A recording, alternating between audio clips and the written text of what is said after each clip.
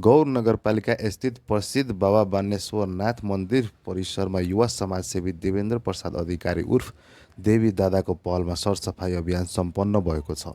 श्रावणदेखि भदौसम्म मन्दिरमा धार्मिक तथा सांस्कृतिक कार्यक्रममा हुने र भक्तजनको चाप बढेको भएकोले मन्दिर परिसर पोखरी नला तथा आसपासका क्षेत्रमा सरसफाई गरिएको हो। धार्मिक तथा पर्यटकीय महत्त्व बनेको बाबा बानेश्वर मन्दिर स्वच्छ व्यवस्थित र भक्तजन मैत्री बनाउने उद्देश्यले अभियान सञ्चालन गरेको देवी दादाले बताएका छन्।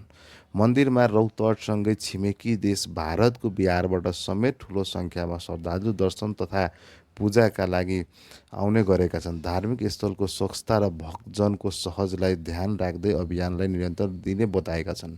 सरसफाइ अभियानमा मन्दिर पूजा समिति, स्थानीयवासी तथा सशस्त्र प्रहरी बल लगायतको सहभागिता रहेको थियो।